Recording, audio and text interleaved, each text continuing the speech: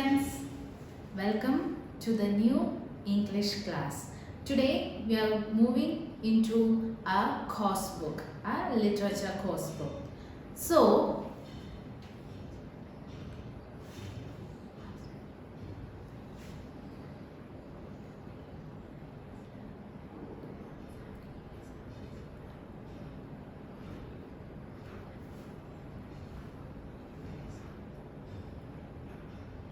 did you just move or reload your page again, hoping that my voice is not there? I just pranked you. So our chapter is all about pranking. I hope you all like it, isn't it? So for a particular day is kept for pranking others, just to make it fun, to relax, isn't it? Come out of stress and all. Which is that day? Yes, April Fool's Day. How do we prank others? See from the picture, we can bind grapes with chocolate covers. We can draw patterns on elders. We can make or throw fake objects into people, or we can cover the things which are others don't like on colored beautiful things and present it to them, or keep toothpaste between our cream biscuits, isn't it? So in class also, what all pranks you do with your friends?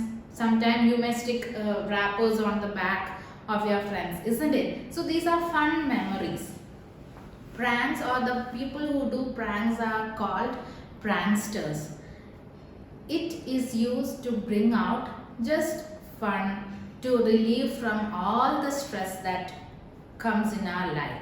So prank in a good sense helps others to be confident, but for some others it affects their life, isn't it? So today we are dealing the chapter The Open Window. What is the title? The Open Window. Let's find out who is the writer. Hector Hugh Munro is the writer. He is mostly known by his pen name Saki. Okay, is mostly known by his pen name Saki, and he is a British short story writer. Most of his stories are short stories, and he is very much known for his wits, cruelty and surprise ending. So our story, The Open Window, also has a very surprise ending. Let's find out. These are some of the works of our writer Saki. The Toys in Peace, The Unbearable by Saki, Mrs. Packletide's Tiger are very much talked or very known books. Whenever you get time, please go through these books. Okay? So before moving into the lesson, I want you to identify, or I want you to understand the setting of the story. The story's title is The Open Window, and the setting of the story. Do you know where the story is set? The story is set in 1900s, and it is a rural country, and it is the time of October, and a person named Nuttall comes to the city, and he have come to the city, or the countryside, not the city, the countryside, to cure himself, to bring himself or bring out himself from the stressed life in the city. And that is the setting, and you have to imagine a countryside in the 1900s. A man, a little niece is there, the aunt and all the relatives are there. Okay, shall we move on to the story? Yes. I hope you are ready with your textbook. First, I will read it out for you. Okay? Just listen. My aunt will be down presently, Mr. Nuttall, said a very confident young lady of 15. In the meantime, you must try and put up with me. Frampton Nuttall tried to say the correct something which should duly flatter the needs of the moment, without unduly discounting the aunt that was to come. Privately, he doubted more than ever whether this formal visits on a number of total strangers would do much towards helping the nerve cure which was supposed to be undergoing. I know how it will be, his sister had said when he was preparing to move this rural retreat. You will bury yourself down there and not speak to a living soul, and your nerves will be worse than ever from mopping. I shall just give you letters of introduction to all the people I know there. Some of them, as far as I can remember, were quite nice. Frampton wondered whether Mrs. Sappleton, the lady to whom he was presenting one of the letters of introduction, came into the nice category. Do you know many of the people round here? Asked the niece, when she judged that they had had sufficient silent communion. So this is the stanza or the beginning of the story. So here the initial narrator is our little niece, and the character Mr. Nuttall is also introduced. Let us see into the lines. My aunt will be down presently, Mr. Nuttall, said a very confident young lady of 15. In the meantime, you must try and put up with me. So who is the character introduced? Mr. Nuttall. And another young lady of 15 is the one who is welcoming our Mr. Nuttall to the house. Frampton Nuttall. Try to say the correct something which should duly flatter the needs of the moment without unduly discounting the aunt that was to come. So, the person whom he is waiting to come has not yet arrived. So, her niece, a young lady of 15, is there. And he is trying to impress her. Flatter is to try, he is trying to impress her. And privately, so that privately means in his mind. In his mind, he is doubted more than ever whether this formal visits on a number of total strangers would do much towards helping the nerve cure which he was supposed to be undergoing. So from that statement we can understand the reason why he is there in that countryside. Underline, he is there to get a cure for his nerve. He want to relieve or he want to relax from the stress that he got from the city. That's why he came to the countryside in order to relax, in order to have a stress-free life. And he is thinking whether meeting such strangers will help in the nerve cure. That is his thought when he met the little niece. Okay. I know how it will be, his sister had said. So that phrase is said by his sister. Takes us back into the lifetime in Mr. Nuttall's life. He said when he was preparing to move to his rural retreat, you will bury yourself down there and not speak to a living soul, and your nerves will be worse than ever from mopping. So his sister already knew him. She is telling him that I know what you are going to do there. What? You will go there, you will sit in a room, you will enjoy yourself, you will just be a lonely person there. So I don't want you to do that. I will give you letters of introduction to the people I know there. I want you to go there, meet them and get relaxed, get to know more people. That will help you in the nerve cure. These are the words said by his sister. So according to his sister's instructions, Mr. Nuttall is at the house of Mrs. Sappleton. Okay. I shall give you letters of introduction to all the people I know there in this countryside.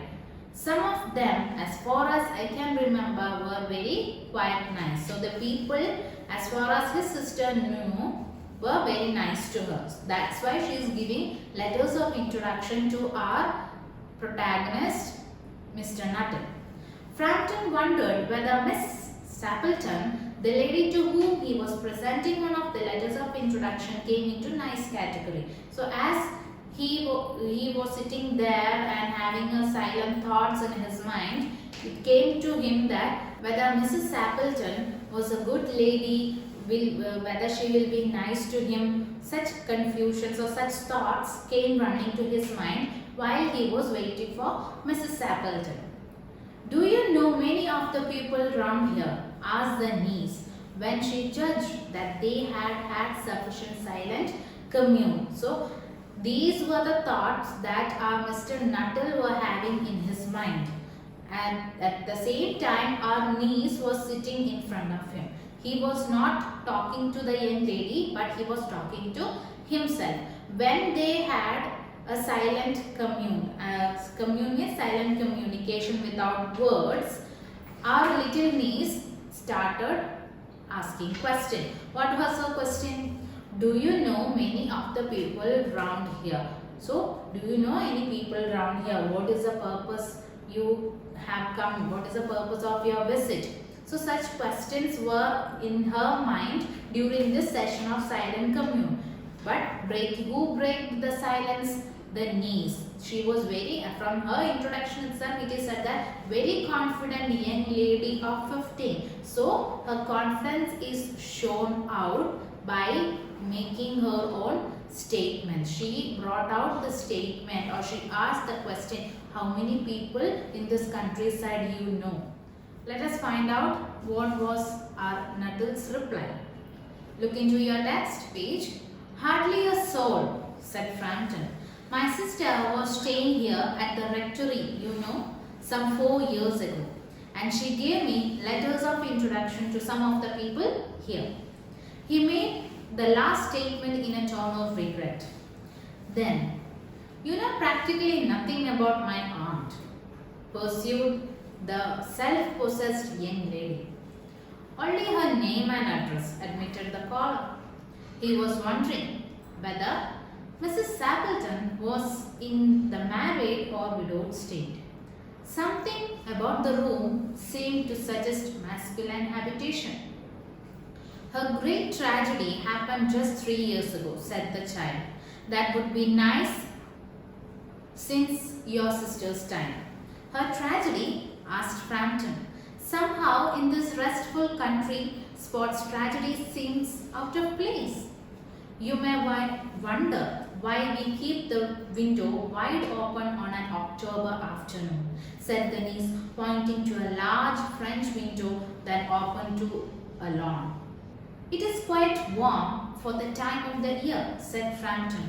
But has that window got anything to do with the tragedy?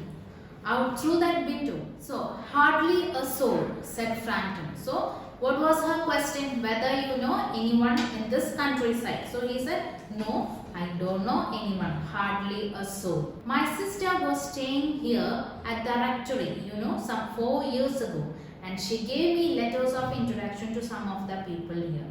So, now he is telling the ideas or the facts why he is here, who is the reason behind his visit and all. So what he said that it is because of his sister that he is now sitting here. His sister was there 4 years back at the rectory. Rectory is the place where that the priests are there, priest in charge of the church lives, and she was a worker there. And it is her introduction, letters of introduction, that brought me to this place. My sister was staying here at the rectory, some 4 years ago. And she gave me letters of introduction to some of the people here. He made the last statement in a tone of regret. Why he made it in a tone of regret? Because he doesn't want to do that. He doesn't want to go out, meet people, or his plan was to sit at the house, sit in the countryside, enjoy the beauty, enjoy the time as he wants. But as his sister has instructed, he is forced to meet the people in the countryside. The niece, then practically nothing about my aunt. So now that self-confident young lady has pursued herself or continued with the question. What she's been, then So at the moment you don't know anything about my aunt, isn't it? What was Frampton's reply? Only her name and address, admitted the caller. He admitted, no, I don't know anything. I know only her name and the address, thus I reached here. Further, I don't know anything about your aunt. He was wondering whether Miss Sappleton was in the married or widowed state. Again, the thoughts about the aunt, whether she is married or whether she is widowed, whatever it is, the habitation, the structuring of the house, he thinks that she is married. The masculine habitation, the particular things will be in particular places, the coats, all this informs him that there are men in the house. Her great tragedy happened just 3 years ago, said the child. So all of a sudden, when he was examining the room, what happened? The niece came up with the topic tragedy. So he is again confused. Tragedy? A tragedy? Asked Frampton. Somehow in this restful country spot, tragedy seemed out of place. So he thinks such a beautiful place and very peaceful place, how can tragedy happen here? He's wondering. You may wonder why we keep that wide window open on this October. I told you the setting is 1900s and it's the month of October. And she is making more incredible stories or more ideas about the incident, or she is coming to that tragedy. What she is telling, that did you see that window that is wide open? Do you know why we keep that window wide open during this October month? The niece pointing to a large French window that opened to a lawn. So they have acres and acres of land so that they can explore the beauty, and the window is wide open. And she pointed out to that window and asking, do you know why the reason that we keep that window open? It is quite warm for the time of the year, said Frampton. Has that window got anything to do with that tragedy? Is there a reason, or is the tragedy up to is the tragedy the reason for the lady to keep the window open? So let us find out more about the tragedy in the next class. Wait till then. Let us take a recap into the lesson that we have studied today. A short summary. Frampton Nuttall is a single man in a new town. His sister has arranged for him to meet several of her acquaintances to prevent him from becoming lonely there, her friends. One such visit, Vera, the 15-year-old niece of Frampton's latest host, Mrs. Sappleton, invites him to sit and wait with her while her aunt reads. As he waits, Frampton anxiously thinks about an appropriate way to compliment the young girl while receiving the highest flattery for her aunt. However, before he can decide what to say, Vera, means the little girl, the niece, Vera breaks the silence and asks Frampton whether he knows many people in the town. He admits to being a newcomer who knows hardly a soul and explains with a note of exhaustion that he is in the process of visiting all the contacts her sister made in the town 4 years ago when she worked at the rectory. When Vera asks how well he knows her aunt, he confesses that he doesn't know much about her besides her address and name. After answering, Frampton wonders to himself whether Mrs. Sappleton is married, and he notes signs of masculine habitation in the room.